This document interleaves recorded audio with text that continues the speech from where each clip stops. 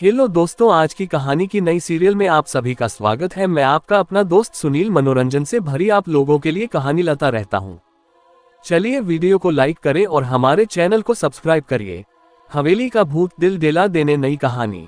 रूहानी ताकतें हमारे आसपास हमेशा मंडराती रहती हैं। उनकी एक अलग ही दुनिया होती है जो वास्तविकता में तो दिखाई नहीं देती, लेकिन कुछ घटनाओं से महसूस जरूर होने लगती है। ऐसी ही एक हवेली के भूत की है। दरअसल एक पुरानी हवेली है जिसमें कई साल पहले राजा महाराजा रहा करते थे, लेकिन अब वह वीरान पड़ी है क्योंकि उन राजाओं के वारिस देश से बाहर जा चुके हैं। हवेली की हालत जर्जर हो चुकी है। अब उसे मरम्मत की जरूरत है। इसके लिए शासन के नोटिस के अनुसार संपत्ति के मालिक को सूचित किया जाता है। कुछ दिनों में पूर्व राजाओं के वारिस में से एक लड़की हवेली में अपने बच्चे के साथ दाखिल होती है, जो कि उस जमाने के राजा के नाती की लड़की थी। उसका नाम उर्मिला था। उसके पति की कार एक्सीडेंट में मौत हो चुकी थी। अब वह विधवा हो चुकी है, लेकिन उसके पास उसका एक बेटा है जो 8 वर्ष का है और वह भी अपनी मां के साथ हवेली आया है। हवेली बहुत विशाल थी, इसलिए उसकी साफ सफाई के लिए कई मजदूर बुलाए गए, जिन्हें चप्पे चप्पे की सफाई करने का ठेका दिया गया। किसी को नहीं पता कि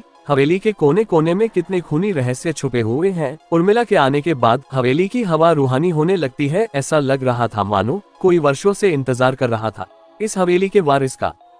एक रात उर्मिला अपने कमरे में अपने बच्चे के साथ सो रही होती है।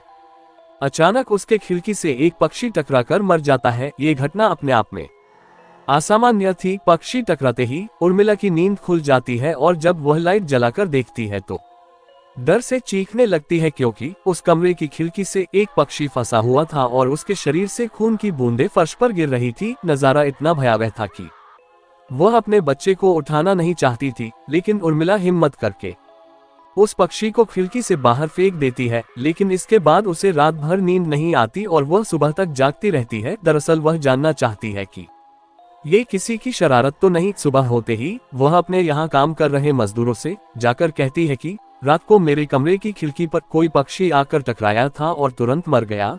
क्या तुम लोगों में से किसी ने ये हरकत की है?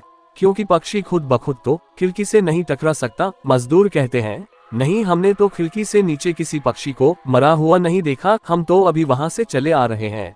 और जब सभी जाकर देखते हैं तो वहां वह पक्षी नहीं होता। उर्मिला घबराने लगती है कि यह क्या, यहाँ तो पक्षी होना चाहिए या कम से कम खून की कुछ बूंदें दिखनी चाहिए, लेकिन यहाँ पर पक्षी का एक पंख तक नहीं पड़ा हुआ। उर्मिला सभी मजदूरों को कहती है कि हवेली में बहुत सी कीमती चीजें और मूर्तियां हैं, संभाल के साफ सफाई करना। मजदूर अपने अपने काम में लग जाते हैं। उर्मिला अपने बच्चे के साथ कमरे में टीवी देख रही होती है कि अचानक हवेली की छत से एक मजदूर नीचे गिरता है। उर्मिला को अचानक लोगों की आवाज सुनाई देती है। वह भागकर खिड़की से नीचे देखती है तो एक मजदूर की लाश पड़ी होती है।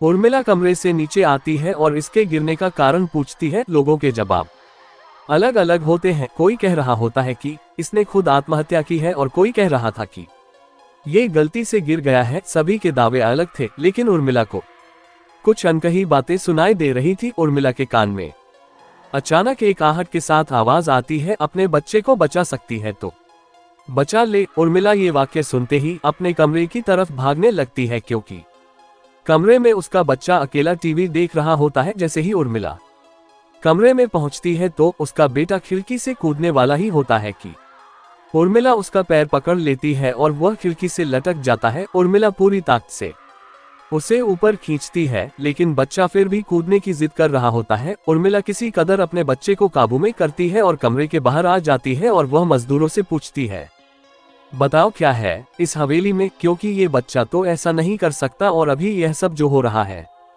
कुछ अलग ही चल रहा है। तभी एक बूढ़ा मजदूर उर्मिला से कहता है, बेटी, ज्यादा जानना हो तो अपने पूर्वजों की कहानी पढ़ो, तभी तुम्हें इस हवेली का इतिहास पता चलेगा। इस हवेली की कहानी की किताब इसी गांव के सरपंच के घर में रखी होती है, जो कि बहुत साल पहले मर चुके थे, लेकिन अब भी उनके बेटों के पास वह किताब मौजूद थी। उर्मिला सरपंच के घर पहुंचती है और किताब ले लेती है। किताब पढ़ते ही उसे पता चलता है कि इस हवेली में एक नौकर नौकरानी भी थे, जिनके बीच में बहुत प्यार था और वह कई सालों से हवेली की सेवा कर रहे थे।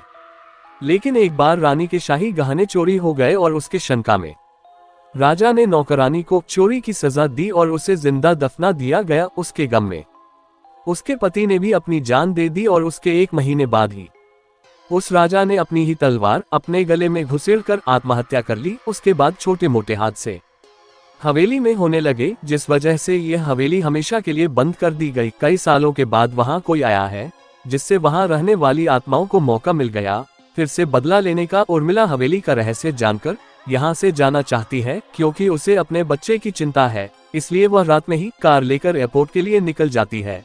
अचानक रास्ते में उसकी कार का एक्सीडेंट हो जाता है और कार पलटकर उल्टा हो जाती है, लेकिन दोनों को कोई नुकसान नहीं होता।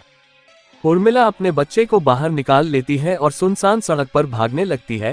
रास्ते में उसे एक कार आते दिखाई देती है और कार रोकने के लिए उर्मिला सड़क के बीच में खड़ी हो जाती है और अपनी मदद के लिए चिल्लाने लगती है। तभी अचानक कार वाला आकर कार का ब्रेक लगा देता है। उर्मिला पास जाकर देखती है तो उसकी हिम्मत बढ़ जाती है, क्योंकि यह एक पुलिस ऑफिसर होता है। उर्मिला हड़बड़ाहट में उसे अपनी बात कहती है और रोने लगती है। पुलिस ऑफिसर उन्हें अपनी गाड़ी में बैठने को कहते हैं और रोड में जाने लगते हैं। रास्ते में एक बूढ़ा सड़क पर जा रहा होता है और इनकी कार के सामने आते ही रोड पर गिर जाता है। पुलिस ऑफिसर गाड़ी से उतरकर उस व्यक्ति को देखते हैं। बूढ़ा व्यक्ति बेहोश हो चुका था। पुलिस ऑफिसर उसे गोद में उठाकर अपनी गाड़ी में पीछे बैठा देता है और अस्पताल के लिए चलने लगते हैं। अचानक उस बूढ़े व्यक्ति का हाथ पीछे से पुलिस ऑफिसर की गर्दन तक पहुंच जाता है। पुलिस ऑफिसर छटपटाने लगते हैं और अचानक गाड़ी का ब्रेक लगा देते हैं। गाड़ी की स्पीड कम होने की वजह से कार वहीं खड़ी हो जाती है और ऑफिसर अपनी गन निकालकर बूढ़े की तरफ निशाना लगाकर गोली चला देता है।